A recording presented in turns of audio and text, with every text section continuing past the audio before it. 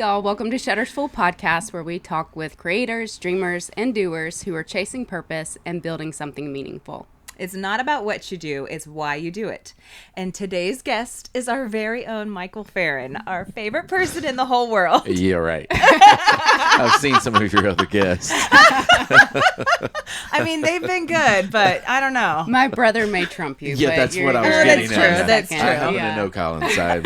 Yeah. And I don't have a pet deer either, so it's kind of... You could get one. I could, but it's just pretty charming, so...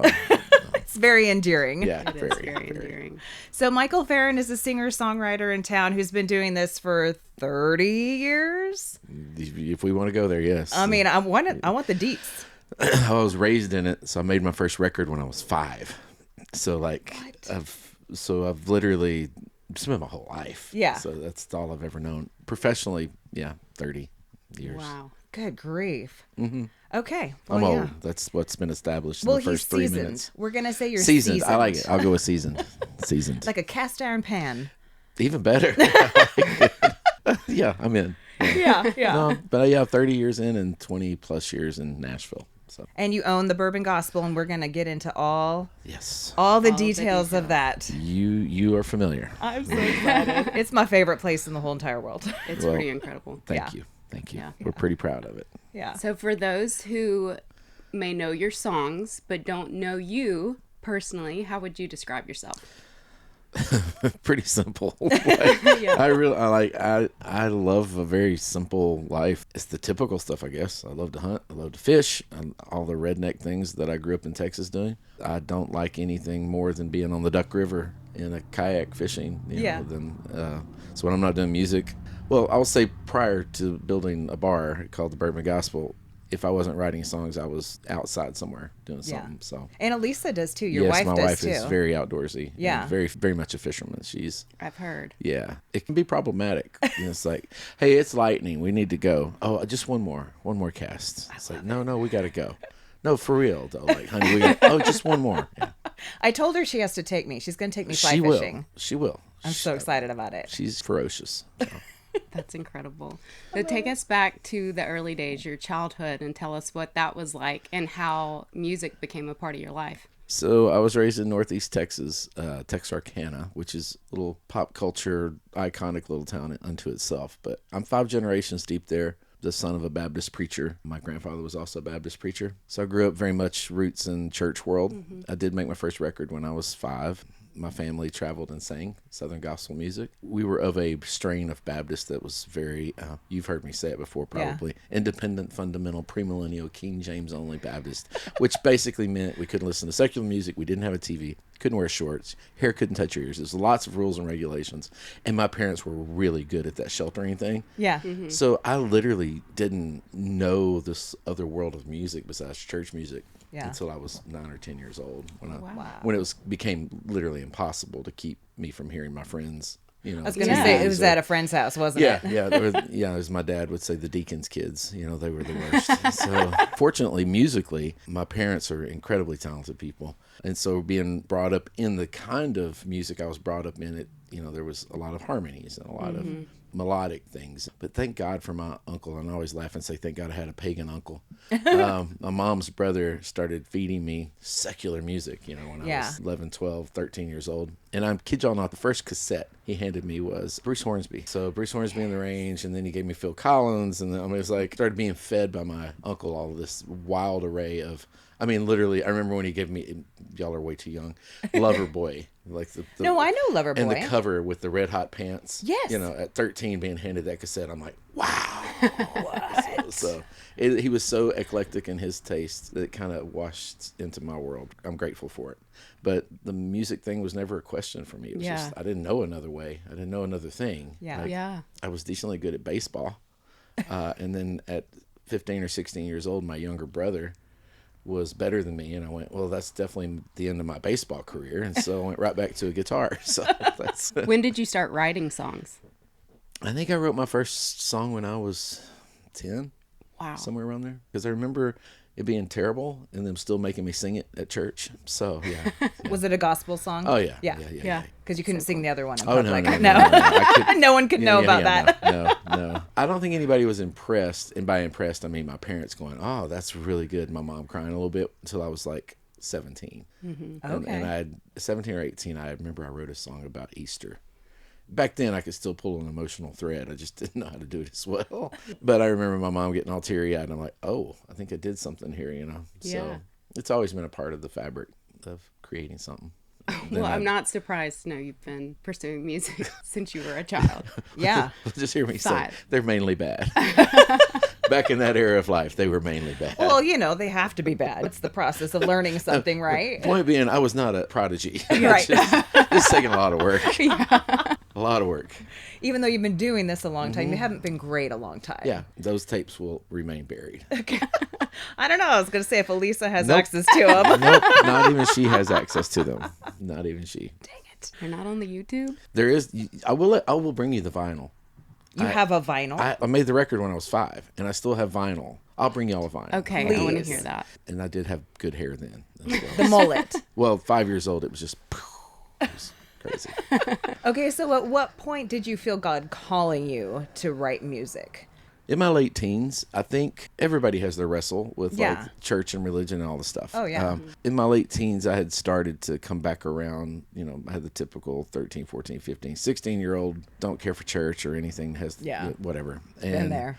Yeah. And then 18, 19, I say a reconnect. I think probably a connect for the first time genuinely with Jesus and like, oh, this is a real thing and a real relationship that I can walk out. And Christian music at that time, this would have been early 90s. Mm-hmm. I graduated in 90, so early 90s, I start discovering the early CCM stuff, and worship music wasn't really a thing. And so, but I found myself leading songs for youth groups. My uncle was a youth pastor at a big Baptist church, and he was dragging me in on Wednesday nights to try to corral 150 kids who were there for free pizza, and it didn't go well. Food is always the motivation when it comes to church. It's a terrible motivator. really Terrible motivator. I just have always been around it, but then I started to find my place in it as a leader, if you will. And then by my early 20s, the worship music thing had become way more prevalent. I had gotten voted out of a Baptist church. They kicked me out because they only wanted me to lead hymns. Okay. And I had become the kind of the minister of music. And I had discovered worship music, which at that time amounted to "As the deer panted for," and that was way too radical for them, even though it's a straight psalm. And then that went on for months of them warning me not to do that anymore on Sunday mornings. And I thought I was really going to stretch them and lead them somewhere. And then one particular Sunday morning, evidently I blasphemed the unthinkable and thought, well, maybe it's they don't know the lyrics. So I drug an overhead transparency machine out of a Sunday school classroom and shot it on the wall on the Sunday morning service, and they voted me out the following Wednesday. Literally voted me out by show of hands. You're gone. And but the crazy charismatic church in town heard that I was now free, so they asked me to start coming over and leading for their crazy Wednesday night youth and college thing. Yeah. Well, they had a couple of hundred teenagers that were definitely all in. And I was like, oh, I've never actually led music for somebody who actually wanted me to be up here leading music. And it very quickly became a settling place for what I'm built for. It was like, oh, okay, yeah, this is kind of what my gift set for this season of my life is for. And settled into that. And it was rather rapid. I mean, it felt forever back then, but if you look back at it, rather rapidly took off into the vein I ran for 20 years after that. It was almost like you needed permission to be who you were. Yeah, in a lot of ways. Yeah. That's a good way to say it. Songs that I'm still known for whatever that means, were birthed out of that church and those kids. Wow. Because it was a very spontaneous, I would sing songs over them, and it was very formative. That part of that season in my 20s was very formative as a songwriter and as someone who carries songs and what that meant to me for the next couple of decades of my life. So, but yeah, I settled in pretty quickly in my 20s to this is it. Also married and raising 2 kids at that time. So, When did you guys get married? 20 and 21. Wow. Okay. Yeah. Yeah. Yeah. It's about when I got married. And then had kids pretty quick. Yeah. Because that's what you do That's in the what South. you do. Yeah, exactly. That's what you do in the South. That's right. Yeah. Do you have a favorite story or testimony of someone that was inspired by one of your songs? That's an interesting one. Inspired by, this is where it gets risky in my head anyway, of like it starts sounding like it can sound braggadocious or whatever, or arrogant. But I've had a lot of stories through the years of Oh, I bet. the effect I'm of sure. songs, and they're as dramatic as you can imagine. Yeah. I'm going to give you the more recent one, if I may. I've had stories of people who didn't take their life because they heard a song or whatever. Wow. Yeah. I've numerous young artists that were like, we were inspired by Pocket Full of Rocks or your songwriting, and we're now artists or whatever. Just 3 weeks ago, in the restaurant, I have not led worship in years, but there was this couple. They've been in a couple of times. I don't know them well. They came in with their kids. I said hi to them. They're sitting at a table in the back, and they know I'm a songwriter. Yeah. They didn't know my story. And we talked a little more than we ever have. And they're like, well, so how'd you end up in town or whatever? And I'm like, well, I ended up here because this guy named Michael W. Smith put one of my songs on his record. Yeah. And I didn't know it was on his record. And then the album comes out, and I start getting phone calls from Nashville. And I end up moving here, 20 plus years ago. And he's like, wait, what song? And I said, well, there's a song called Let It Rain. And he jumped up from the table, like he jolted, and he started weeping. And I was like, what? He said, I was laying on a roof in Iraq at night on watch with a gun in my hands night after night, and that's the song I listen to every night to keep me calm. Laying on a roof in Iraq. I have full body chills. I know. right I'm now. getting chills right So now. That's I'm in the bar amazing. with like teared up, Yeah. and him looking at me and me looking at him, and I don't know what to say. Yeah. And stories like that sneak up on me often, and it just messes with me. Yeah. That was a different one. I was like, Wow. you don't think about the Yeah. other side of the world. No. It's like, and that this guy, a younger military guy, terrified, laying there night after night on night watch. He said it was a bombed out house that they were all holed up in, and he was on the roof at night watch, night after night. And I'm like, wow, these are stories you can't make up. No. Or ever plan. Oh, I'm going to write a song and I'm going to make sure it goes and does that. Right. Yeah. That's so divine. Like, That you is can't- so divine. Nobody's that good. There's no writer that Exactly. good. There's no publisher that Exactly. good. That's how God uses songs and song stories. So that's the more recent one. So Yeah. I mean, great. Let me say I'm grateful for the stories I've heard through the years. There's a lot of them, and I'm grateful for that. And frankly, why I never get tired of doing it. Yeah. Yeah. It keeps you going. Yeah. Yeah. Yeah. I'm fond of saying songs save lives, and I mean it literally. Yeah, they Yeah. do. They do. And one of your songs, Trust in You by Lauren Daigle, you probably knew I was going to bring this up because I have a very personal story tied to that song, and it's carried me through a really difficult time in my life. So I would love just to hear about the process of writing that yeah. song. I actually had not thought about that yet. And so Lauren is a sweetheart, and I don't sing that song that often because, it's a different, it fits more in that CCM side of things. So in these ridiculous country rounds we do, but every so often I do, and it always resonates. But I love to tell the story in that when I met Lauren, she was working at Chewy's Mexican food restaurant. Oh, wow. She was getting signed. She wasn't quite yet signed. If she were here, I don't know what she would do of me telling this part of the story, but she showed up for our first ever co-write. And she came straight from work, and she literally is wearing a Chewy shirt and had like smelled like tortilla chips and salsa stains kind of thing. And we wrote Dry Bones, Come Alive, I Dry love that Bones. one. And that was the first song we ever wrote. And the second song we ever wrote was a little bit after that. She showed up in my office, and she had come straight from Louisiana, and her grandfather had passed away. And she walks in, and she was obviously emotional and upset. And I'm like, hey, what's going on? And she's like, well, my grandfather's been sick, and we prayed and prayed that God would heal him, and God did not heal him. And I don't know what to do with this. And the words flew out, when you don't move the mountains. I'm just singing it over her. It wasn't like I was trying to write a song. I was just trying to comfort her. And it was done in, half an hour. But it really was a moment for her. Like, Yeah. we begged God to save the life of my grandfather. He didn't. What do you do with What do you do this? with that? And so that was the story in the room. And you never know that a song's going to connect beyond. I write a lot of songs every year, and I never know which ones are going to work. Right. That was for her, though. And I will say, if I did the deep dive research of it, songs that probably have had wide impact were songs meant for a moment, that were intentionally just trying to serve someone right there in close proximity. Yeah. And God blesses that later. So Yeah. but that's kind of how that one rolled out. Your solo album, Fighting for Us, was written during a really challenging time. Is that correct? You are poking the bear. Go ahead. So I want to hear just how you felt God during that time and that process behind writing that album. Okay, you caught me with that one. That album still has a bittersweet place in my life. I would say that was the album where I was trying to believe half of it, and I knew firmly half of it and was trying to believe half of what I was singing. Like I sung those songs because I needed to keep telling myself that was the truth. Yeah. You know, Fighting for Us being one of those songs of like, no, I have to believe he actually is fighting for me. At that season of life, things were absolutely melting down.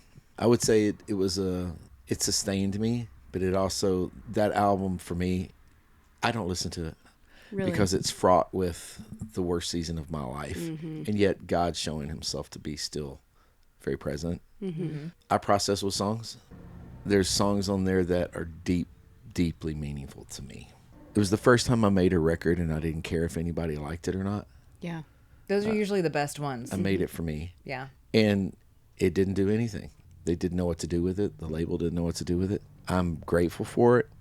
It is still tethered to the goodness of God and the worst acting out of my life, if I may. Like the worst wrestling I've ever had to do with Jesus and what he really is about and what he wants from us and what his expectations are or not. A marriage falling apart, drinking a fifth a day for a couple of years. Like there's a lot wrapped around those songs. Grateful for it. But it's funny, I don't listen to it that much, if that makes sense. Yeah.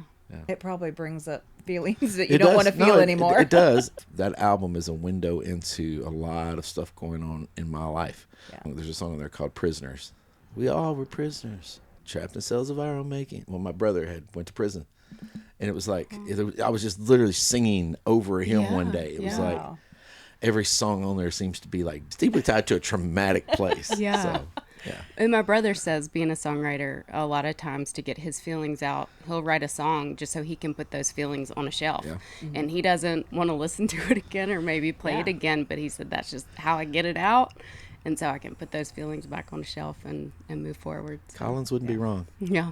That album was therapy session. Yeah. And I'll revisit it every now and then. Okay. Haven't in a while. Yeah. I may after this. So how has your family played a role in your music career and everything that you're doing? So from childhood, parents, they're still thankfully so supportive. And my dad and I talk every day, and he loves everything I'm in. My wife and my daughters, I mean, they've been everything in this journey. Alisa was with me on the stage for 16 years. Like that was what we did.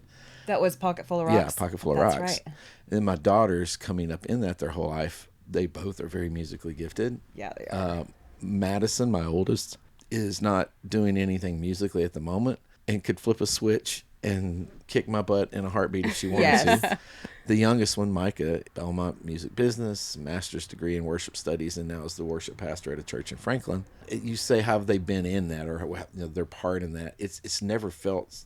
It's all felt like one thing all the time. It's never been a question. It's kind of like, I feel like it's kind of how I was raised. Like the stories of songs in our lives we share together. So like Trust in You. The family joke at the time was the window when Micah said, Jesus told me I'm supposed to go to Belmont. I'm like, me and Jesus haven't had that conversation yet because Belmont's expensive.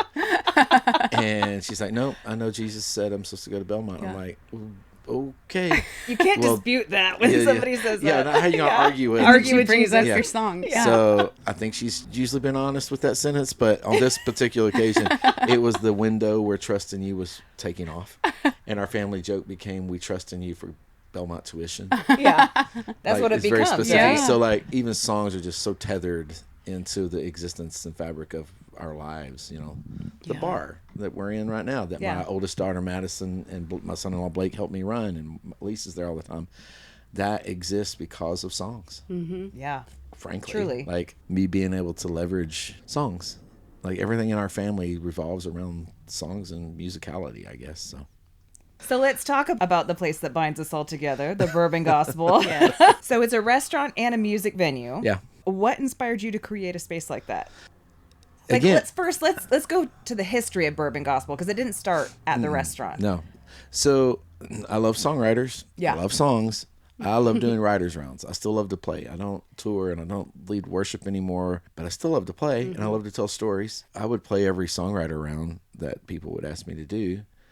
Decided I would start hosting my own, couldn't find a good venue to do it, because what I will not do these days is go play songwriter rounds in noisy bars, because it's a waste of their time and mine. Yeah. So I thought, well, I would love to host my own writers round. And Jonathan Mason from Curb, where I'm a writer. Curb is right next to the Virgin Hotel.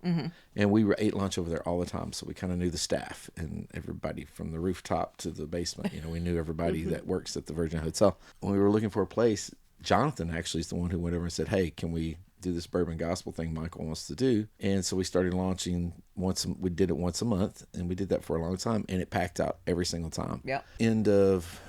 We just went 26. End of 24, I was approached by a buddy of mine from the cigar shop. He's like, hey, I'm thinking about starting a bar in Franklin, and would you consider doing the music side of it for me? Oh, yeah, I'm curious about that. And so we went and looked at this building. Well, the circumstances didn't work out for the building. It wasn't exactly what it needed to be. The city wouldn't let him do the work he wanted to do on it. And so it went away. But it got me thinking then, after that situation went away, I was like, well, if he was going to own the bar, why can't I figure out how to own a bar and do this? And so literally within 3 months, we had that building, first top floor. I said yes in 10 minutes. When I walked into it, I was like, I want it done. Didn't know how I was going to pull it off or anything. This was December a year ago.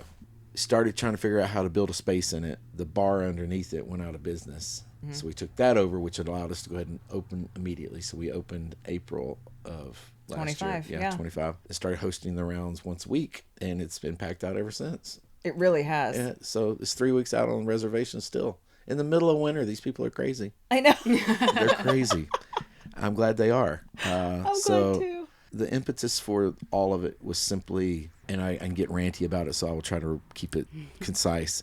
I love Nashville. I've never been the guy who curses Nashville or curses the music industry. It's fraught with its own issues. Right.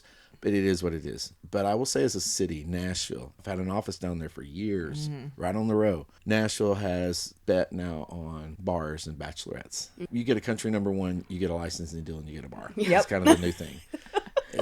Everyone, literally everyone. Terry Joe Box calls them star bars. Star bars. Yes. That's a great term Star for bar. them. I'm going to borrow that. Yes. So they chose star bars and bachelorettes. It used to be a city that was full of songwriter venues. Yep. It wasn't just the Bluebird in the listening room. It was numerous little venues all over the place that were dedicated to just songwriters. They're all gone. All of them, except for Bluebird in the listening room. I think the sacred nature of songwriters and songwriting deserves its platform and will demand it. Yeah. It doesn't have a home right now. This trend in Nashville is not likely to reverse for a while. No, it's making money. It's making money. And Alisa and I and some others were just like, let's move this to Columbia. It has to go somewhere. And so, not to be overly spiritual, there was a lot of prayerful thought into, and this starts sounding weird, but I do believe in, I call them thin places. You can't really define it, but God loves geography. Biblically, he's always been like, I'll meet you on that mountain. Meet me in that desert, on that particular river. And anywhere geographically God puts his fingers, a thin place. It's where the distance between God and man is very thin. Yeah. And that's a very known concept in other places like Europe, Scotland. Churches are built in thin places. I've been there. I've stood there, and the plaque literally says on the wall in a church in Scotland, our forefathers built this church on this hill because they knew it was a thin place where the distance between God and man is very thin. Wow. Holy places. So I'm looking around. That's how much it means to me. I'm like, okay, I don't want to invest every dime I have and every ounce of energy I have into a place that God's not about to bless. Yeah. And Columbia really was a spiritual landing place of it's a town with its own, every town's got issues, but I believe it's open. It has a history that's finished a chapter, not even a really good chapter in some ways. Columbia's got an interesting history. And yet I believe there's something special there that's just waiting to find its new thing. And I know people, I met a guy last week who, when he found out who I was and what I did, got big tears in his eyes and said he's been going down there and walking around the city and praying for it for years. That's that God beautiful. would do something crazy. And he said, I don't even know what it was. I just have been compelled to go pray around Columbia. And so, again, almost over spiritualizing it, but it is that important to me. Okay, I believe this is a place that's blessed and will be blessed by God if you just try to build something here. And then I think it's not just about the bourbon gospel. I believe there's a culture that can be built. That little town is really cool to me. Yeah. The venues down there, the guys that I know at other restaurants and bars and I've become friends with, they all have the same heart. They want to see it become something cool. They want and not cool for the sake of saying we're cool, but like a place people want to come to. And so it's funny, on a Saturday night at the Bourbon Gospel, half of the crowd that waited 3 weeks to get in is not from Columbia. Half. Wow. Are they coming from Nashville? Yeah. Well, I think a lot of people who live in Nashville are kind of wanting to get away from Nashville. Yeah, I know at for times, sure there you were know? 3 Like, people from East Nashville. yeah, like I don't Saturday want night. to go downtown. I would Neither do rather I. go to Columbia or get Franklin, outside Brentwood, of the city. though, easy. Yeah. They'd much rather drop to Columbia. Absolutely. Yeah. And it's not a bad drive. Yeah, it's not bad. And so we're all in on it. It's a spiritual and practical choice of like, well, we do live there too. That's Right. helpful. Short drive. Yeah, short drive. 15 minutes, from my house to the front door is a good thing. But very intentional in what we believe was a open door spiritually. It just happened really fast. Yeah, it really did. This is fast.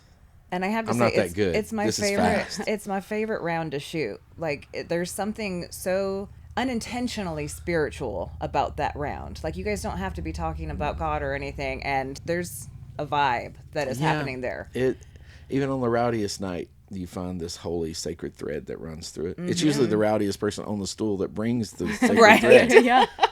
It's like I don't have to even try to be spiritual. The rowdy guy on the stool will Right. generally fall back asswards into a holy moment that everybody's like, oh. So, but I enjoy the nights. They make me nervous, but I enjoy the nights more where I'm kind of what I call on skis, because I may have guests I don't know that well, and I don't know what they're about to say or whatever, and I feel like I'm on skis all night. Yes. That's a good way to It's put like it. happened recently. It's like, were y'all there when? Well, I won't even bring up names. Never mind. No, I think I know who you're talking Yes, about. yes. Yes, when one of my co-writers looked over at a table full of ladies and 2 of them were talking too much, Yeah. and he literally on the mic asked them to shut the F up. Oh, Yeah. And you're like, oh, okay. And I went, and then they just fell in love with him because he's so charming and awesome. He's just doing it. They were being too loud. Right. But he handled it in this like abrupt, crazy, but lovingly charming way. Right. And they became part of the show. But Yeah. it's every night there's on skis, and those are the nights you definitely are glad you end on Amazing Grace. It's like, Let's tie this on a Absolutely. positive note. thank God. amazing grace. I never know what, and I like it. We don't filter it. We Yeah. just don't filter it. Why would I do that? Everything I love about writers and writers rounds is that there's no filters. Yeah. Turn them loose. Just let them tell their stories. Yeah, for sure. Yeah, absolutely. What do you hope people experience when they come to the Bourbon Gospel? It's a great question. I hope they feel like they felt like they belonged. Yeah. And we get that a lot. I find myself saying, we're glad to be your spot a lot now. We just love it here. Well, we're glad to be your spot. Mm-hmm. They belong. They feel, oh, this is my place. This is my place. And when you feel like something is your place, all kinds of stuff can happen. Oh, yeah. You get very comfortable. You get comfortable and your guard comes down. Mm-hmm. And then in and around, that song you needed to hear hits you different because Yeah. you're in your place. You're comfortable. Yeah. So from people who've been there twice to people who've been there 20 times. And we have a family who literally has been there they've not missed maybe 3 or 4 Saturdays since April. Wow. And they're it's a dad and his 3 adult daughters. They're always there. They must That's so special. pre-reserve. They do. They pre-reserve and they rarely miss and they love it. And they're like, you're never going to get rid of us. And it was her birthday this last Saturday. And it felt like family singing to them. Yeah. Everybody there singing. We all know the Rollers. It's their place. Yeah. And they're a blessing to the place. I want them to feel like they belong. Yeah. That's so special. I do. I enjoy hearing people going, I don't know what that was, but that was amazing. Yeah. When they can't put their hand on the sacred, Yes. Yeah. but they know it's something, that's when I know we did our job. They know that When they felt good. Yeah. They can't say, well, that was really holy, or that was really, Yeah. they're just like, I don't know what that was. And like, well, we do. And we're really Yeah. glad you were here. So Yeah. And come back again because please you'll come feel back. it again. Yes. Yeah. Yeah. Every time. This episode is brought to you by Gas Boss, our favorite small town gas station with the biggest heart. Gas Boss is the kind of stop that instantly makes you feel welcome. They've got hot, delicious food and hand-scooped ice cream. And in the warmer months, the kind of outdoor live music that brings the whole community together under the stars. You've got to check out their curated backcountry shops full of merch, bait, ammo, camo, and all those treasures you didn't even know you needed. And one of my favorite things, their prayer shack, open to anyone who wants a quiet moment. Gas Boss is rooted in Christian values and real community spirit. You can feel it the second you walk in. So make the trip out to Bon Aqua, fuel up, and experience Gas Boss for yourself. Shout out to Michael Shepard of Your Vibes Entertainment in Dixon, Tennessee for supplying our sound equipment. Contact him for all your entertainment and sound needs. He's ready to party. Okay, if someone listening is in a season where trusting God feels impossible, what encouragement would you give them? What other choice do you have? Exactly. I mean, if they're having a hard time trusting God, you're going to keep going down that road until you do, which doesn't sound very encouraging. But as a guy who's been there, you'll end up there now or later. Exactly. What's the other choice? Mm-hmm. I would prefer less heartbreak, so I try my best to lean into trust now than to kick and scream until I have to trust later. Because I've done the kick and scream thing. Yeah. Same. It gave me some great songs. Yeah. Oh, I bet. But I don't want to listen to them. And so, it sounds less encouraging, but it's like, if you're having a hard time trusting God, you're going to eventually. Might as well cave now. Whatever you got to do to go, I believe. Yeah. You've got Yeah. this or you're Yeah. not God. Mm-hmm. Yeah. I believe you have this or you're not God. Mm-hmm. And he is. He is. And so some people are just more hard-headed than others. Yeah. Slow learners. Stubborn. Yeah. Been there. Yeah. I was one of those. And it's usually the ones of us who have been to some deep places with God, who can get the most stubborn. That's the crazy part. Mm-hmm. Oh, I know. It's hard to let go of one spiritual plane you feel like you've arrived at to get to another one. Well, I just got to this one. Yeah. And he's the God who's always on the move. So you're always like, oh, here we go again. Personally, it's a new season of figuring out what this next dynamic is with this amazing God that loves me a lot. What's the next dynamic? But I'll have to trust him sooner or later. The exercise and trust is the constant. Yeah. Yeah. Seasons, and some are easier and some are harder. So I don't feel very encouraging. What you have to do is do these 3 things and you'll trust God. I haven't found those yet. No. You just have to. So what's on the horizon for Michael Farren or Bourbon Gospel or anything It's that you have going on? Yeah, it's all one and the same. Yeah. You can't untether them. No. The next thing for me is I actually am doing a record I want to make. I actually do start finally. We were supposed to do this last summer. I actually signed a deal to do a full-on country project with a label. We start hopefully this month, January. Okay. And so there's this whole full-length album that I will do. The idea is to tour it some as well, but it ties into the Bourbon Gospel because why would I go do a record? Well, I just want people to know about the Bourbon Gospel. Yeah. So you can't untether them. Yeah. It's No. like, what do you think I'm going to be doing on a stage in St. Louis, opening up for somebody, talking about on a mic? Well, Yeah. I got this place in Columbia, Tennessee that you really need to come to. Called the Bourbon Gospel, yeah. So if I can use a record label's money to do an album that's free advertising for me on a stage in front of people, I'll do that. So Mention my name and get 10% off your first meal.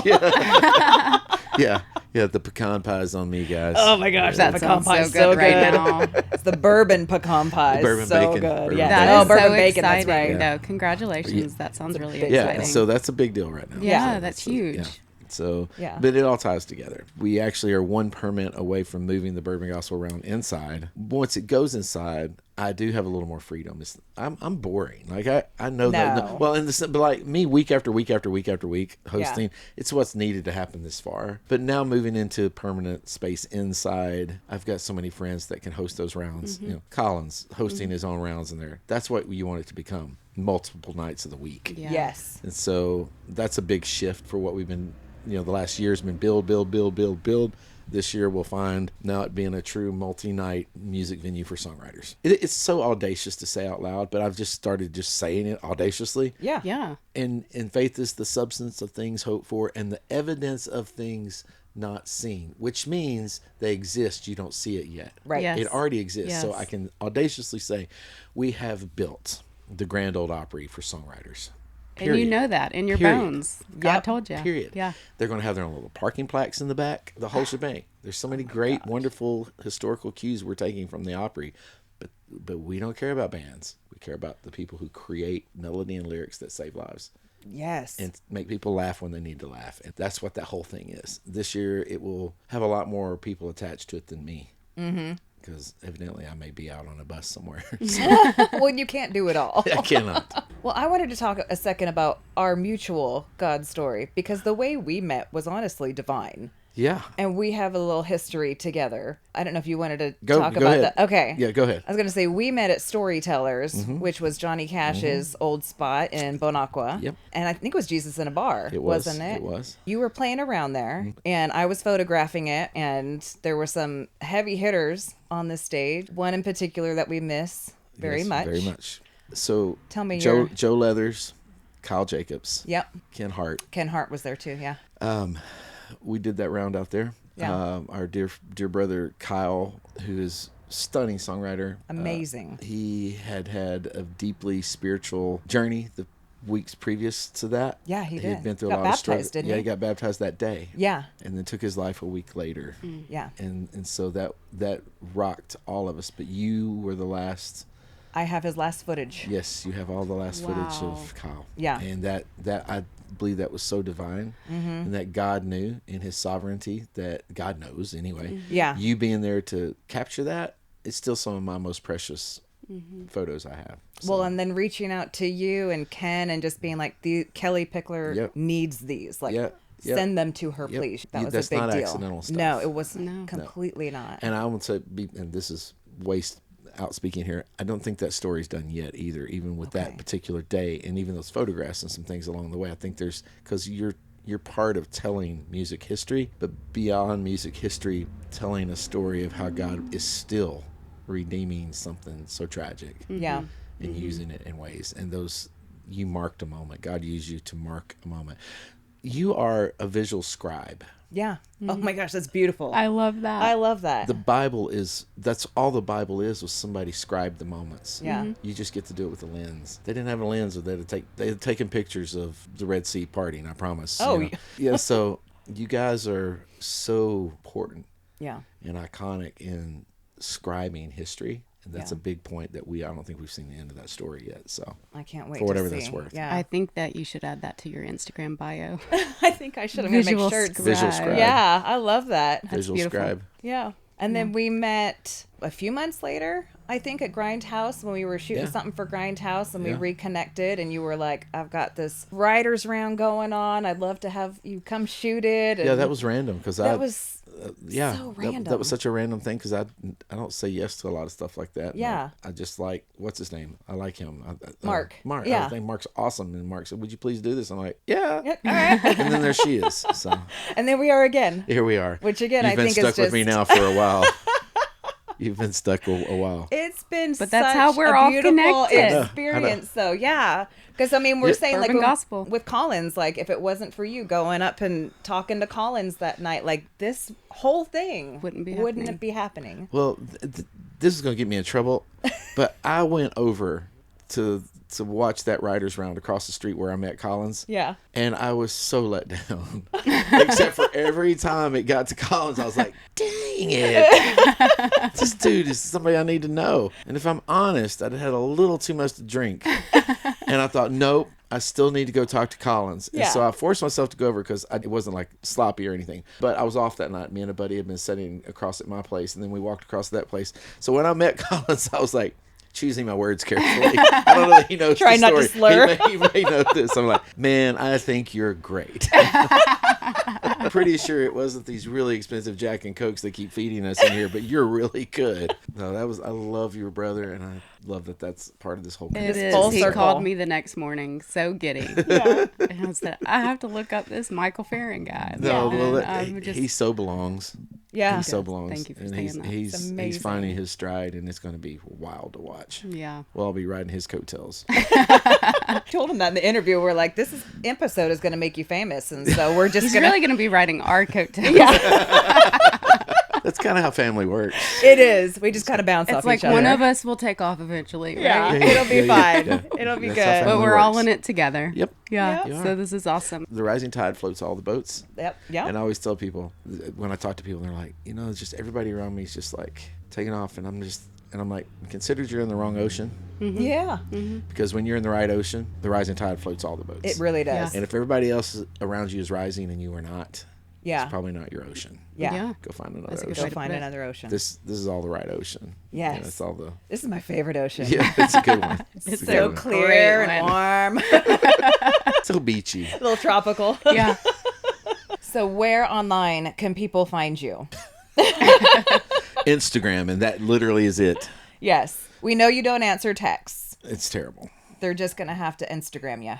Yes, Instagram, Bourbon Gospel, and myself. Yes. Michael Farren and Bourbon Gospel. I do scroll through those every couple of days. So Okay. That's good. best way if you want to talk to me is just come to the restaurant.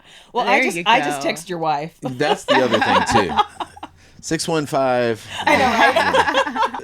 We do have a website being built for Bourbon Gospel. With the cool. stuff I'm doing personally, I know I'm going to have more of a presence. So Yeah. there's stuff in the works. But, Okay. But I am the worst person in the world to get a hold of right now. So You need a secretary. I do. Yeah. But We'll get there. yeah, we'll get there. Okay. If there's any volunteers out there that just you hear the Lord speak, Yeah. you better make sure it's God because you're signing up for a ride. So, Yes, you are. I can Sounds like confirm. yeah. Okay, we have some rapid fire questions for you. All right, your favorite movie quote. Oh my gosh. I don't know. Do you watch movies? I do, but Okay. they're also jumbled in my head. You can't handle the truth. That's great. It's a great true, movie. though. It's great. That's not very rapid. Okay, song you wish you had written. Oh man, that's overwhelming. That's a deep one. Yeah. Songs I wish I had written. The Piano Man. Oh, Oh, yeah. That one's so good. I would have written that. That's a I journey. so would have written that. Yeah. You could still write Okay. that. It's how I write, and every time I hear it, I'm like, I could have written that. Yeah. Okay, song you sing in the car at the top of your lungs. If you don't know me by now. Ooh. If you don't Oh. know me by now, you will never know me. Oh, my gosh. You've got to cover that. I know. I was going to say. That was amazing. I'm going to listen to that on the way home. now. Yes. That's how my family knows that it's New Year's, because y'all may have to edit this. Every New Year's for years at a karaoke party with friends, same friends every year for a long time, they know I'm finally in the new year, like when I have sang that song 3 times and think it's the first time every time. I want to do that one. And they're like, oh, here we go You've already again. done it, Dad. You've already done it. The same way. Okay, dream duet partner, dead or alive, besides your wife. Besides my wife, Yeah. Alison Krauss. Oh. Love Alison Krauss. You guys would sound real good together. I'm Alison surprised Krauss. you guys haven't Yes. duetted together. I have 2 bucket list voices for songs I've written, meaning like if I ever hear these 2 voices do songs I've written, I'll be like, I'm good. Michael McDonald, Alison Krauss. Michael McDonald's mine. He has the sexiest voice. Yeah, he's a Ooh. sexy man. Oh, he's so sexy. I'm man enough to say he's a sexy man. Yes, he is. And when he starts singing, I'm just like, woo! Yeah, I I don't quite get do the that, feels. but I'm like, yeah, man, We'll see if we can get both of them on your new album. Let's do that. that'd be heaven. I love Alison We'll give him a Krauss call. so much. Her Yeah. voice is so beautiful. Okay, last one. Favorite guilty pleasure. I live them all. I don't have like I don't have a favorite. You don't have a favorite, or you don't feel guilty anymore? I don't feel guilty is what I'm trying to say. I don't feel guilty anymore. that. I love great cigars, but I smoke 4 or 5 a day. Currently? Always. Wow. So I still like say, oh, cigars are my guilty pleasure, but I smoke 5 a day. Like I don't. It's like You're not guilty. I own a bar. I have every imaginable good bourbon that there is. I fish whenever I want. Guilty pleasure. My wife is an incredible massage therapist. Yeah, she is. I do love great massages, and this drives her nuts, and I hope it doesn't start sounding weird, but she's like the top of the game of massage therapists. But a guilty pleasure I've for me, heard. for real, is the true like Thai massage where they walk on you. Oh, My wife is like, goodness. that's not a thing. I'm like, well, you've never had a little 90-pound lady Yeah. dig her heels into your butt cheeks. It is the best thing in the feels world. great. It's the best thing in the world. So guilty pleasure, reputable Thai massage place. Reputable. Reputable. Feel free to Let's edit stick that this in out. there. I'm No, gonna I'm need that putting it after in. sitting like this for so long. So. I know. Oh my gosh. Check that No, out. I can confirm. I've got a place for you. Okay, awesome. She is the one person I go to, and she's the best. I've massage heard therapist. she's Those bars, amazing. and they're just like, the best. and my wife is always mortified. I'm like, Yeah. I feel great. Yeah. Yeah. Alisa Farren. She's the best. She Go actually look is her the up. best. Yeah, she she is really the is. best. She's Yeah, so she just sweet. does not walk on my butt cheeks. So Well, you didn't pay her enough. I evidently not. We are gonna have you sign off for us. Okay. Ladies and gentlemen, my shutter's full. It's always just a little bit awkward, but we love it. We love it. Thank you so much for You're so being here. welcome. It's Thank such an honor to have you you. sitting here and chat Glad with to be here. you. Thanks for having me. You're my favorite brother.